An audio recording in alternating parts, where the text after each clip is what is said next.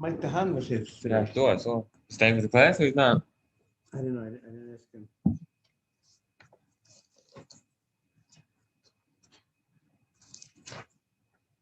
The Hebrews not back yet. No. No. Who's Joseph Estevez? No? New guy, yeah. How'd you get him? For my neighbor at Lower East Side. Wow. You got him in? Hi. Are you looking for the rabbi's class? Morris has a sense of humor. Joseph, we don't hear you. Okay, I didn't hear what he said. Yeah. He said, "Are you looking for the rabbi's class?" Oh yeah. I said he has a sense of humor. Morris has a sense of humor. Yeah. The key is it has to be it's a kosher sense of humor. You know, people have a sense of humor, and sometimes their sense of humor is at someone else's expense, and that's a problem, right? You know, people crack jokes and they make fun. It's only a joke. You know what? You hurt the guy. The guy inside is hurting. So I find it's very important to point out when someone has a positive joke or a positive thing that's not putting somebody down. That's called kosher humor. You know, the fact that people call they call everything kosher humor, but it might not be kosher. To be kosher humor, it has to be halachically sound, that it meets those criteria. It's interesting that the Chafetz Chaim writes that if you make a joke and it's negative about somebody, that's also part of the prohibition of lashon hara, saying something bad about somebody. It's not only if it's I talk straight, but if I talk it's a joke.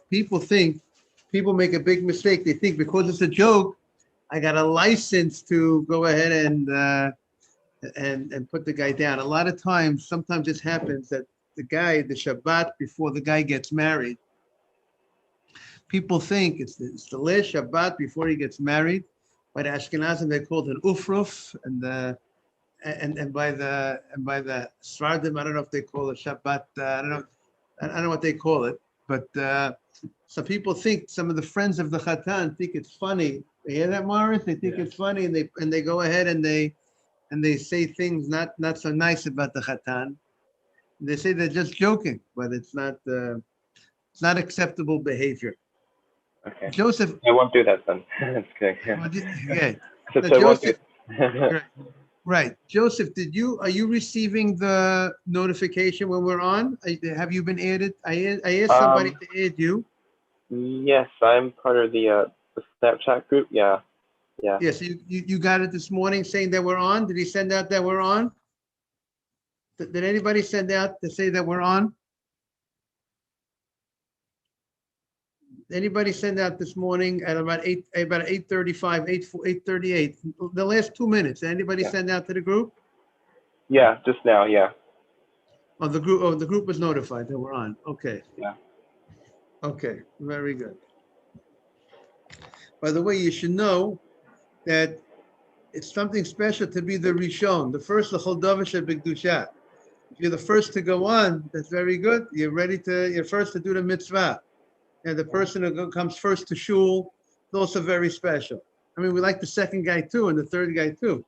But morning, everybody. Morning, Avraham. Good morning, Shmuel. Good morning. Good morning. Okay. Yesterday we left off. We were in the middle of a Gemara regarding the Novlos Tamora.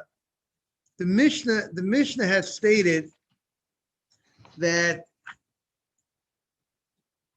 the Novlot are dates, and the question in the Gemara was, what is Novlot? What kind of dates are we referring to? 40b. Dates, one opinion, and the Gemara concluded, according to the Gemara wanted to say yesterday, that the Mishnah is talking about dates that the sun beat down on the dates, and as a result of that, the dates really got burnt. They're still edible, they're still enjoyable a certain amount, but they're no longer what a usual date is, and therefore they would go ahead and lose the original bracha of Borah Pri Eitz on the date, and now the bracha will be a shahakol. That's the first opinion in the Mishnah. Then the Mishnah stated, the Rabbi Yehuda says, Kol shel min klala. Rabbi Yehuda said that something that's cursed, you will not say a bracha on, and the fact that it got ruined a lot as a result of the sun beating down on the date. There was once a good date, and then the date went sour as a result of the sun beating down on it. Even though you still have a certain amount of pleasure, but he says you do not say a bracha on the date. And the Gemara says, but we have a machlokes of rabbis regarding something called novlot tamara. There's something called novlot, and there's something called novlot tamara. And the Gemara says, no, we have a Mishnah regarding demai. What is demai? Demai is when you buy from an uneducated Jew, damai. What is this? What is this food that I bought from him? Did he take off the types before he sells the food? He's supposed to take off the types. He has to take off the maaseh. He has to give 10% to the Levi. But I don't know. Some certain amount of these uneducated Jews don't want to give the maaseh to the Levi. They don't want to give the 10%. And now I would have a problem to eat food that maaseh wasn't taken off. So if I buy the fruit from this person, I'm not sure, did he take off or didn't take off? So the Chachamim required me to take off to separate the maaseh. I would take off the maaseh. Now, the Gemara says there are certain situations when you buy from the Am Haaretz, the uneducated Jew, and you don't know whether he took off the maaser. There are certain situations that the rabbi says you don't have to be concerned whether he took off the maaser. You could feel he took off the maaser. You could consider that he took off the maaser. Why? So in this cases, it's because these are certain foods that are not such important foods. They're not so expensive. They're not the top quality. They're not on top of their game. Since they're not on top of their game, so therefore they won't have trouble. The Am Haaretz would not mind. The uneducated Jew will not be stingy about taking the maaser if it's not such a good product. So that's what the Gemara. That's what we said yesterday from the Mishnah and Demai. Good morning, Shmuel Rafe. Boker tov. Boker tov. So that's what the Gemara says. So then the Gemara spoke about, the Mishnah stated, novlot tamara, certain dates that you buy from the Am Haaretz, and you don't know whether he took off the maaser. If it's a novlot tamara date, then you do not need to take off the maaser. You don't need to take off the maaser, because you could you could speculate, and this is a serious enough speculation that you could work with this and will not require you to take off maaser, because you could say he took off the maaser on the novlot tamara. Now, what is novlot tamara? So one opinion in the Gemara is novlot tamara is the dates that came off the tree, and some understand the dates that came off the tree, the wind blew off the dates. Some explain before it fully ripened, the wind blew off the dates. That's one opinion in the Gemara. There's another opinion in the Gemara that novlot tamara means dates that the sun beat down on. Similar to the Mishnah that says if the sun beat down on the dates, there's a machloket whether you say a shakol or you don't say a bracha at all. So too, there's an opinion that says that type of date, you don't have to worry whether the Am Haaretz took off the maaser, because since it's not so quality product, because the sun beat down on these dates, you're good to eat it without separating the maaser. Everybody with me? Am I clear? That's the backdrop of the Gemara. So now we are on with that introduction. We are on 4 lines from the bottom on Mem Amud Beis, 40b. Novlot tamara. The dates novlot tamara So the Gemara says the following: Novlo Tamara. Let's 4 lines from the bottom. You have it? 1, 2, 3, 4. Novlos Tamara. Got it? Towards the end of the line. Rabbi Love, Rabbi Zera. You got it, Mark? Chad Amar. One says Bushle Kamra. That one of these Novlot Tamara that you do not need to take off Maaser if you buy it from an uneducated Jew. These are dates that dried out from the heat of the sun. And Chanoma, one says these are Tamrei de Zika. These are dates that came off the tree as a result of the wind before they ripened. Now, what I would suspect is if you say that these dates are dates that the sun beat down on, that's the dates that the rabbis were lenient when you buy from the Amoretz. Not necessarily would the rabbis be lenient if these would have been dates that the wind knocked off early. Maybe they would not be lenient if you buy them from the Amoretz. That would be a major difference of opinions between the two, how you understand what is. See, it's all about understanding. The first, we have to understand what is the case. The Mishnah makes a statement: Novlo Tamara. These dates, you do not, and you buy from the Amoretz, uneducated Jew, you do not need to take off Maaser. So there's a dispute. What is the case? Are these dates that the sun beat down on, or is that the dates that the Mishnah is being lenient about taking off Maaser, or are these dates that came off the tree early? That's the question between two rabbis in understanding what the case of the Mishnah is talking about. Now, so the Gemara says, now the Gemara analyzes. The Gemara says, Bishlama, I could understand Lamandi Amma Bushle Kamra, according to the opinion that says that these are dates that the sun beat down on, and therefore they're not such important dates. Good morning, Akiva. And since they're not such important dates, therefore morning. Since they're not such important dates, therefore you don't need to take off Maaser because you could suspect that the uneducated Jew that you bought it from took off the Maaser. Hainu diktani hakalin shebitmai. This is the kalim, the light. We were lenient, like Mekel. This is the case that we're lenient because in this case we're going to say Sveikan hu de patur. If we're not sure whether the uneducated Jew that you bought from separated Maaser on these dates that were beaten from the sun, that were burnt from the sun, so then you could be lenient because you could say, since it's not such an important fruit, most probably he took off the Maaser.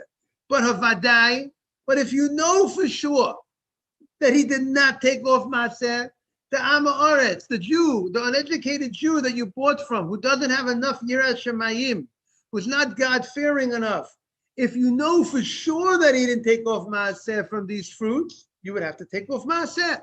So therefore, it's a leniency in Demai, in fruits that you're not sure whether the uneducated Jew took off Maaser. So if it's a fruit that was burnt from the sun, you could suspect that he took off.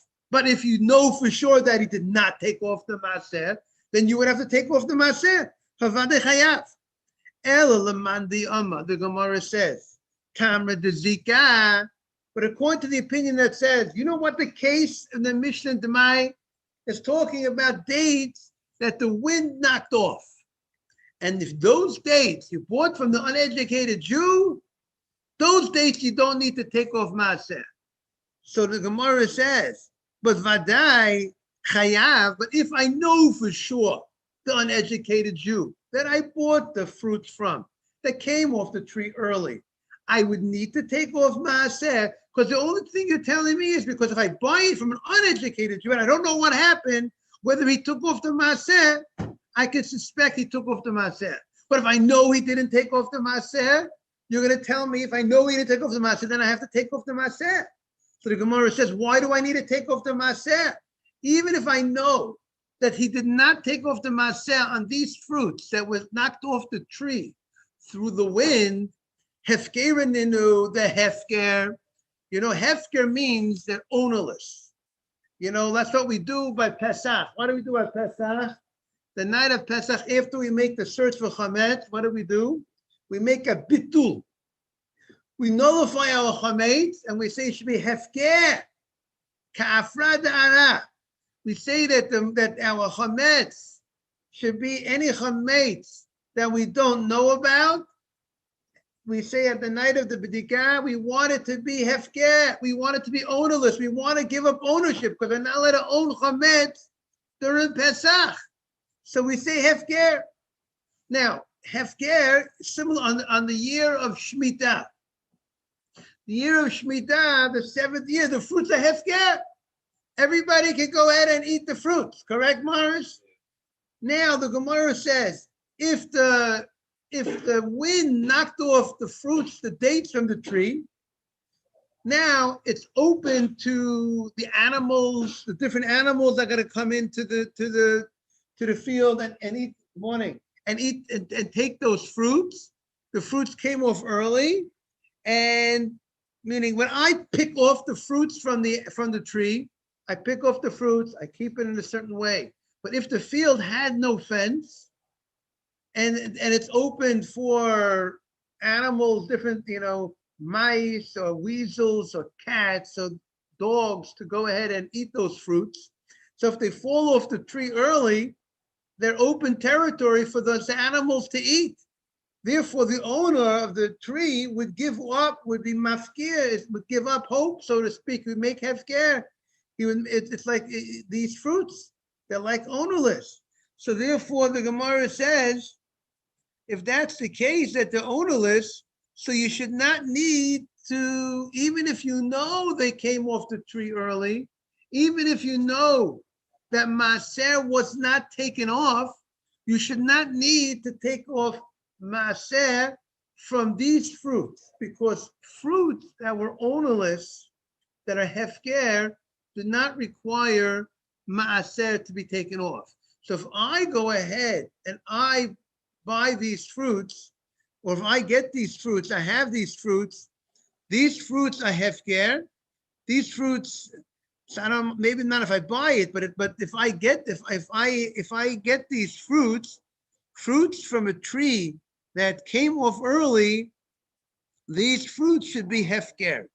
These fruits should be hefker, and I don't need to take off maaser from such fruits.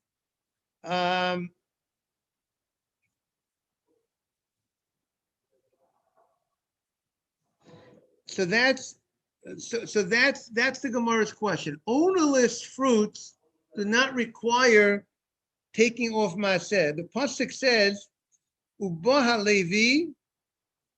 The Levi has a right. Who's the one who do you give the maaser to? The 10%. You give 10% maaser rishon to the Levi. And the point is, because let's say you have fields. Those fields don't belong to the Levi. He didn't get the regular portion like everybody else. And therefore, that's where in fields that he does not have the regular portion, he has a right to get maaser. But in items that he has equal rights, like things that are hefker, things that are ownerless, you do not need to go ahead and take off maaser. So that's the Gemara's question. Why should this be a leniency only because you don't know whether he took off maaser or not? This should be considered fruits that are hefker, that are ownerless, and you should not need to go ahead and take off maaser. So the Gemara says the reason why you need to take off the maaser, chacham hayaskinan she'asan goren. The one who picked up the dates from hefker, morning, Sammy. I don't see Michael behind. The one who Michael's upstairs. yes, the one who picked up the dates. The one who picked up the dates, he made like a pile from the dates. When you make a pile from the dates, so people think that this is your field. You're acting like the owner of the field, you make a pile. So therefore, the rabbi is obligated, once you made a pile from these dates, it looks like it's your field, and the rabbi is obligated you to take off maaser in such a situation. because people, I presume, because if you will not take off maaser, then people would think you don't need to take off maaser on fruits. And the reason that so only rabbinically, because really you should not need to take off maaser because it was hefker, it was ownerless. But since it looks like it's not ownerless because you made a pile out of it, it looks like you're the owner of the field. So therefore, they required you rabbinically to take off maaser. The Amar Rabbi Yitzchak, Amar Rabbi Yochanan, Mishon Rabbi Elazar ben Yaakov, haleket v'hashikcha v'hapeya, leket shikha and peya, she'also goran. So that means similarly, leket shikha peya. Now we're coming off of the story of Rus, and the story of Rus was that she went to the fields to collect, since they were poor, they went to the fields to collect some of the food that's left for the poor. The Torah says you leave a corner of the field for the poor, and certain things called leket and shikha, certain things that when you pick the grain, if certain things fall down, if one or two ears fall down, you're supposed to leave it there for the poor person. And there's also something called shikha. So those items are patur from maaser. Those items that are leket, shikha, and peya, those items that are for the poor people, those are patur from maaser. But she'asan goren. But once if those foods were made into a pile, hukvu l'maaser, then on a rabbinic level, they are considered chayav in maaser. So that's what the case here we're talking about. The case here we're talking about is these fruits that fell off the tree. But once they fell off the tree, once you made a pile out of them, so then they're obligated in maaser. And now once they're obligated in maaser, have a great day, you too. And so now, and you don't know if this pile, if was separated maaser or not. So therefore you could be lenient to say that most probably they took off the maaser. But if you know for sure the maaser wasn't taken off, then you would have a responsibility to take off maaser. So the Gemara says, Ika di Amri, others say, Ika di Amri is Bishlam Alamandi. Now we're on Mem Aleph Aman Aleph. Bishlam Alamandi Ama. I understand the opinion that says Tamra de Zeki. If you're telling me these are dates of the Tamra de Zika, if you're going to tell me that the Mishnah in Demai, where it discusses where the rabbis made certain leniencies that when you buy certain types of fruit, that you will not need to take off maaser if you're not sure whether the person you bought it from took off the maaser. If you're telling me like the opinion that says that the Mishnah Demai is talking about fruits that the wind knocked off, and the Mishnah here in Berachos is talking about fruits that the sun beat down, meaning there are two different cases. Our Mishnah is talking about what bracha you say. Do you say a bracha on dates that the sun dried out? And there's an opinion that says that our Mishnah is talking about dates that the sun dried out, and the Mishnah in Demai is talking about dates that came off the tree early, premature. So if that's the case, I understand why in one Mishnah they're referred to as novlot, and one Mishnah they're referred to as novlot tamara, because they're talking at two different cases. So you describe two different items. We're using two different types of languages. Say that again. So one opinion says they're exiled from taking off the maaser, meaning so we have two different opinions. One is the case that you're absolved from taking off the maaser when you buy from the uneducated Jew. But the question is, the Gemara now is analyzing the dispute, because now that we're saying there are two different Mishnayot. Our Mishnah is talking about what's the bracha on dates that the sun beat down on and dried out badly. That's the question of our Mishnah. That's what the Gemara wants to say. Everybody agrees. That's the case of our Mishnah. The Mishnah is talking about dates that the sun beat down on. Now we have a question regarding what is the case by buying from the Amaret. What is the case of the Mishnah that if you buy these novlot tamara from the uneducated Jew, you're exempt from taking off the maaser? One opinion says the case is, it's the same case as the Mishnah Berachos. It's also talking about dates that the sun beat down. That's the issue. That's where the Mishnah is being lenient. The other opinion says, and no, the Mishnah is not talking about the fruits that the sun beat down on. The Mishnah is talking about dates that came off the tree prematurely. So in essence, there's one opinion that says that the Mishnah in Brachot regarding bracha and the Mishnah in Demai are talking about two different cases, two different types of dates. One's the dates that the sun beat down on, and one's the dates that came off the tree early. That's one opinion. But the other opinion says both cases are the same. Both are talking about dates that the sun beat down on, right? So there is a dispute in the Amoraim. What is the case of the Mishnah in Demai regarding the Maaser? What is that case? What type of dates are you talking about? So the Gemara says, if you learn that the case over there in Demai is a different case, it's talking about dates that came off the tree early, which is a different case than the case of our Mishnah and Brachot regarding bracha, that the Mishnah Brachot is talking about dates that the sun beat down on, and the Mishnah in Demai is talking about dates that came off tree early. That makes sense why the Mishnayot used two different types of words to refer to these things. Because since they're two different cases, so you identify each case differently because they're talking about two different circumstances. One's talking about a date that the sun beat down on, and one's talking about a date that came off the tree early. So since they're two different cases, it makes sense why in the Mishnah and Brachot they're referred to as novlot, and in the Mishnah and Demai they're referred to as novlot tamara, because they're two different cases.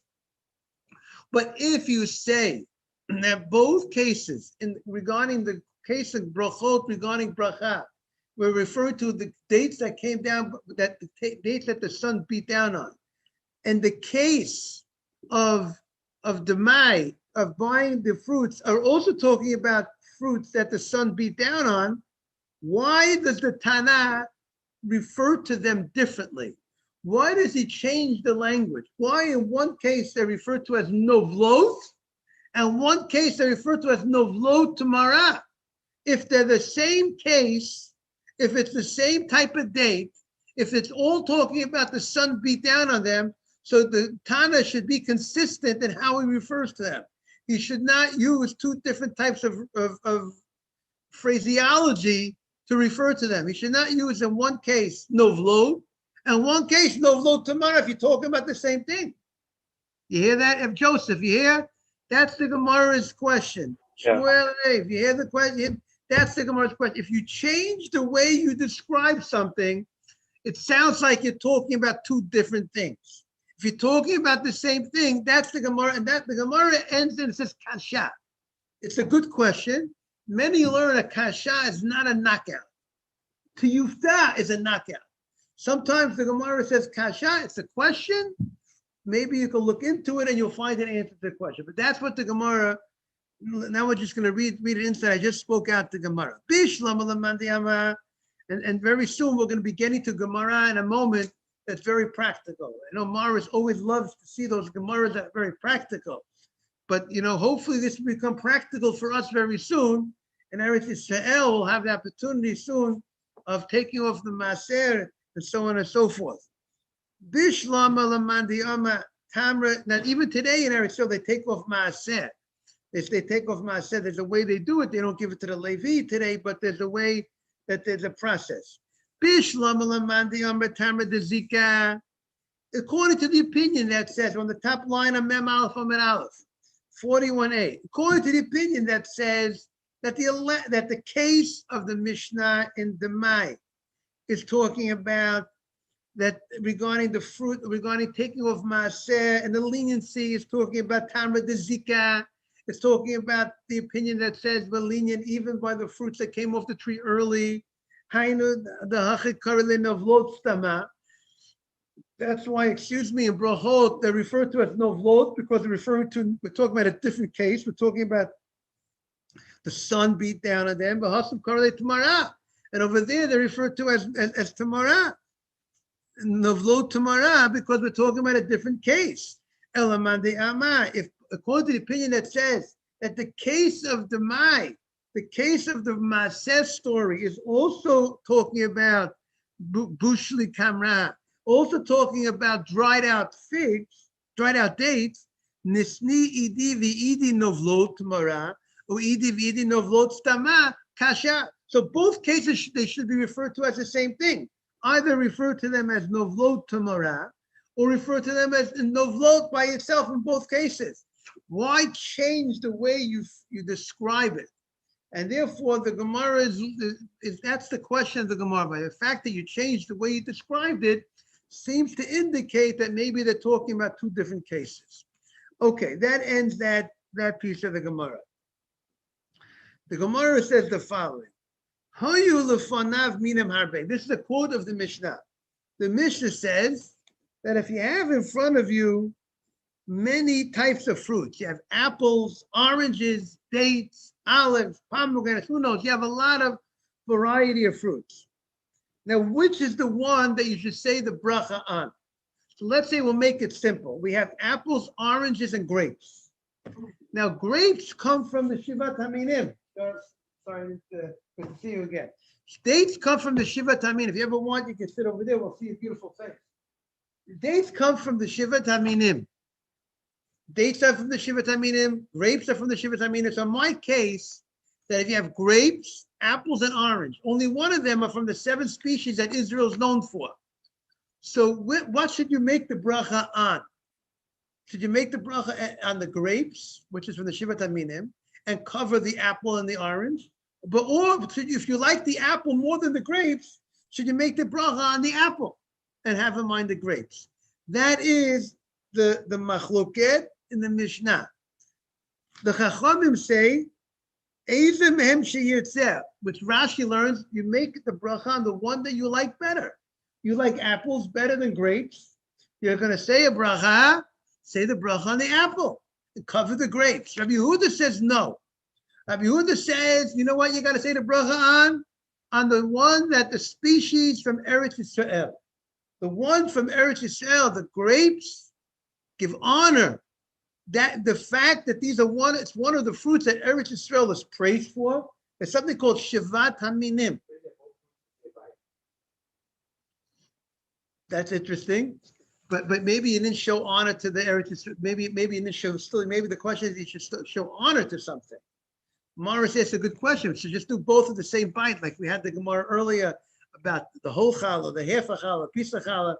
Sometimes in certain situations we said about holding both. So, but here the idea is which you need to show when you say the bracha, you need to show honor with the bracha. Like you said, if you're a righty, everybody agrees. A righty, you hold the food in your right hand. You hold the cup of soda, the cup of water. Let's talk healthy. A cup of water in your hand, right? You hold the fruit. You're not supposed to be saying, if you're a righty, you're not supposed to be saying a bracha with the food in your left hand. You give honor to the bracha. If you're a lefty, so Ashkenazim, I think we say a lefty would hold it in the left hand. Sfardim could be, they might say, they would say maybe hold it in the right hand always. But I think that's maybe their opinion. You have to look it up. But getting back to over here, the question, what's the way to show honor to the bracha? So one opinion says, you know what? The fact that it's one of the 7 species that Eretz Yisrael is praised for. Eretz Yisrael is known, there's 7 great fruit products that grow in Israel.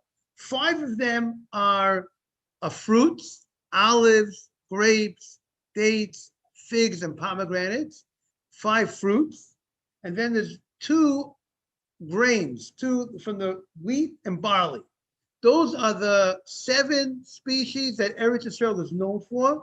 And when the Torah gives you a mitzvah of the first fruits of Bikurim, you bring to the Beit HaMikdash, you bring to the Kohen, the first fruits is only from the first fruits of these Shivat Aminim, of these 7 species that Eretz Yisrael is known for. You come to Israel, you see the beautiful palm trees, the date trees, you see the beautiful trees, and that's one of that. That's just it's in your face how beautiful and how and good those dates are. But that's one of the 7 things of Israel.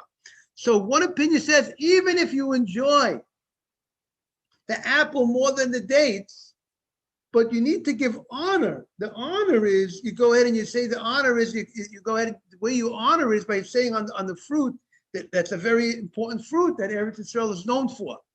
Just like, if a guy has a mezonot and a shahakol, and I'm having an ice cream, and I'm having an ice cream, and I'm having a piece of cake. I'm having cake and ice cream. So a cake, I make a mezonot and a shahakol and ice cream. Even if you like the ice cream better than the cake, I enjoy the ice cream better than the cake. But still, you still have to show honor. The mezonot is a much more, it's basic life. Mezonot is a powerful, it's from grains, that type of, you have to show honor to that, and you say the bracha on the mezonot first, and you take a bite of the mezonot, you swallow from the mezonot, and then you go in and you say a shakol on the ice cream, even though you enjoy the ice cream more than the mezonot. So the question here in the Gemara is, what about, do we say this, how do we apply to things that have the same bracha? They're all a Borei Pri. The apple is a Borei Pri, and the grapes are Borei Pri. Which one should I say the Borei Pri on to cover for the other one? So that is the machloket in the Mishnah. Is that clear, Morris? Do I say it on the grapes that come from the 7 species of Eretz Yisrael? Or is that the winner? Is that the one to show the honor with the bracha? Or do I go ahead and say it on the what? On the apple, which I like better. So that is the machloket in the Mishnah. So now, Oma Ula.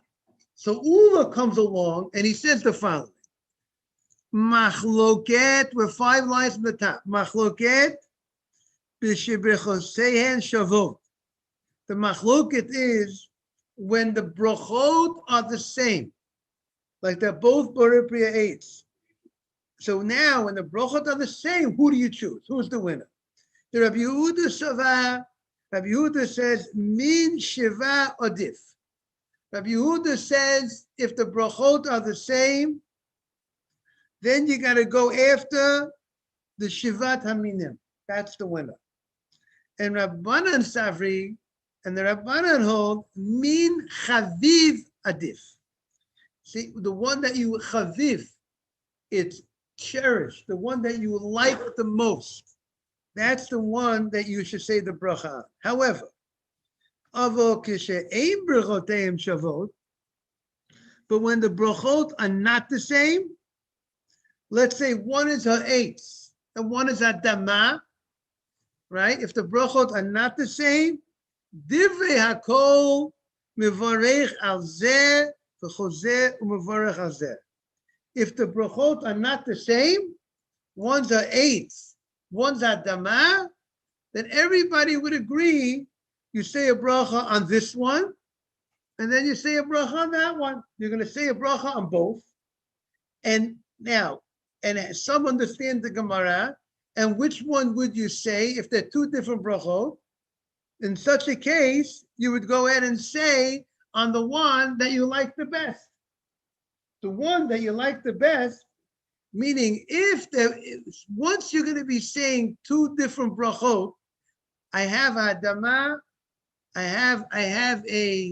let's say I have a tomato and I have an orange. So an orange is a Borei Pri Eitz and a tomato is a Borei Pri Adama.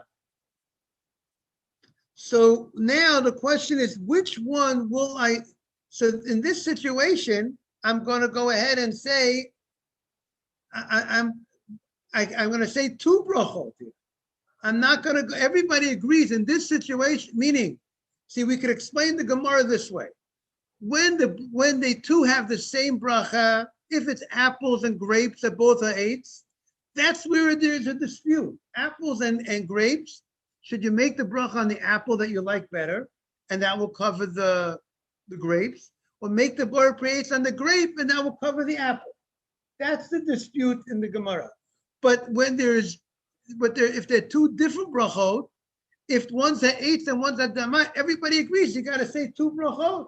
In such a situation, morning, Mr. Gotzin, in such a situation, you have to say a bar pri eights, and you have to say a what? A bar pri dama. So this, what do you say? Oh, now very good. So now, what's the order? So some would understand that the order would be so he says over here, so that's a major machloket. There are those that say, if there are two different brachot, one's the eighth and one's a dama, you go after the one that you like the most. That's one of the, that's one of, let's see what he says. He says,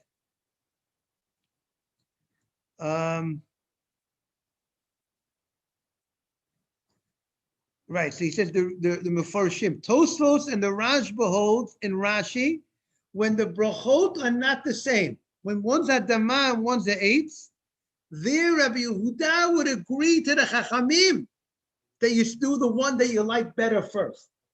Meaning if you like the chiddush would be, if you like the hadama, if I have a tomato and I have grapes, the grapes are the shivat aminim. The tomato is not the shivat aminim. If I like the tomato more than I like the what? The grapes. So according to Rashi, the way the Tosfos and the Rashba understand, Rashi would say, in that case, everybody would agree. Good morning. Everybody would say you make on the one that you like the best. And if it happens to be that the tomatoes you like better than the grapes, you'll make adama.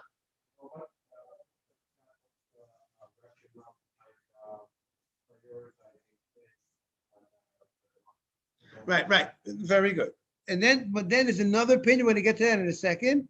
There's another opinion that says, the way the Rambam says, the dark emotion of the Rambam, that if it's an eighth and adama, and the eighth is from the shivat haminim, so then you would say that the shivat haminim goes first.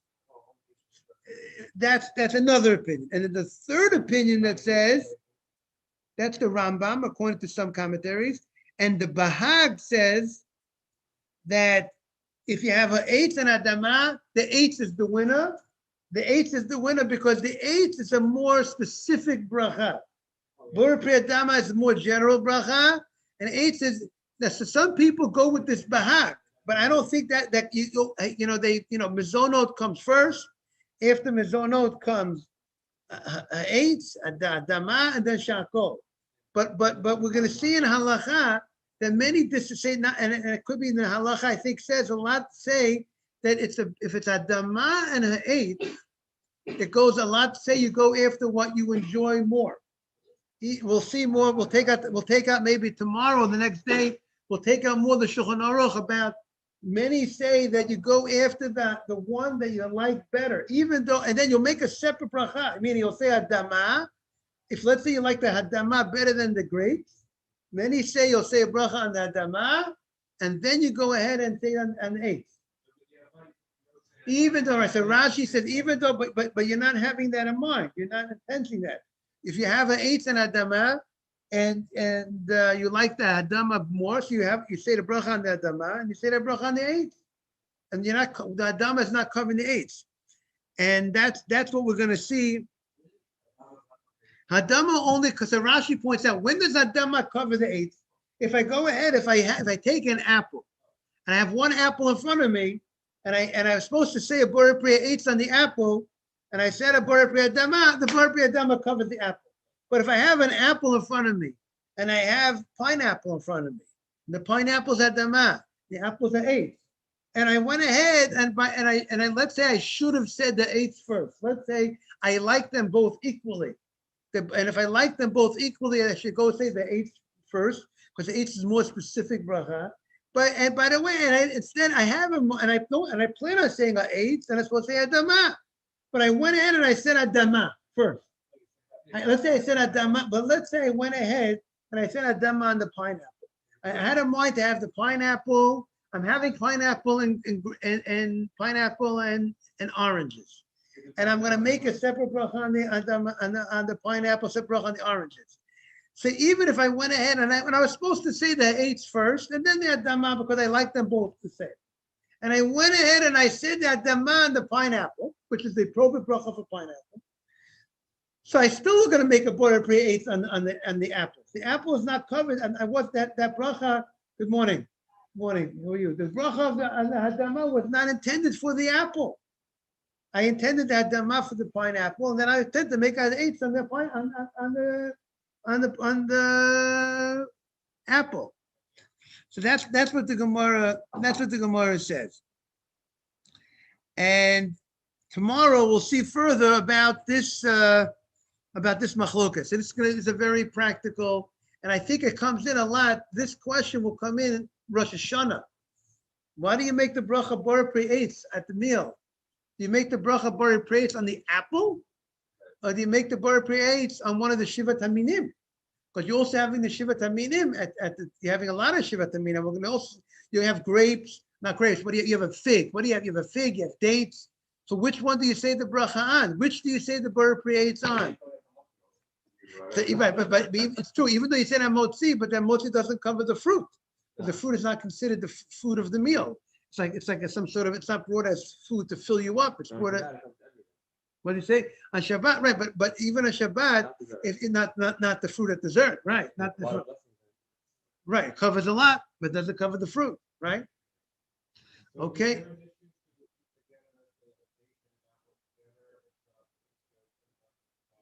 Apples and dates together in what way? That's what Morris is talking about. Right, yeah. But then your smoothie already knocked out. Maybe it's already not even. You don't have any pieces of the apple orange left. So the smoothie would make a shako because it lost the whole. I mean, what's left of it? Is anything left? Well, if you see if you see the blueberries, then maybe that's different. Yes. What were you saying?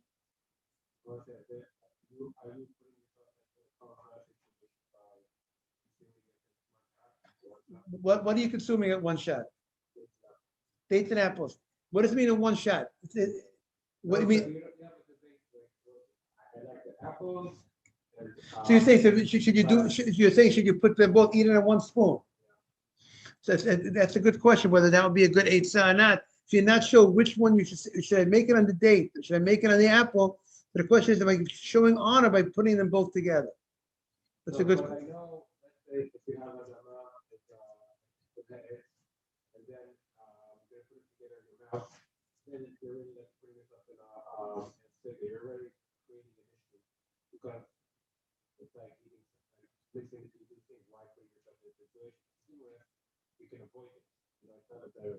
But here there's the same bracha, so there's no real issue. The question is what's the appropriate do? If you're saying one bracha on an apple, you're going to say one bracha on the apple and the date.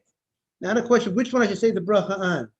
So right, so you're making an eighth. But which one should I hold?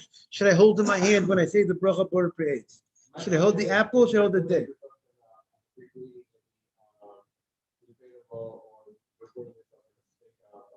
Putting both in the same time? What issue am I cutting? What's the issue if I put? Am I degrading the proper thing to say the bracha on? Right, that's the question. Right, if you're supposed to say on the dates, then you should not put both in the. If the right thing to do. Okay, so that again, first we have to identify what the halacha is. We first have to identify. Do you say the bracha on the shivat haminim, or you say the bracha on the one that you like better? So I think based on whatever the conclusion of that is, that should be the one that you hold in your hand, you recite the bracha on, swallow a little bit, and then go eat the other thing. Have a great day, everybody. You too. Thank you. Thank you, everybody. Bye-bye. Thank you, Rabbi. Shalom, you too. We went a little over time. It was wonderful. Thank you, Rabbi. Thank you very much. Thank you. All the best, everybody.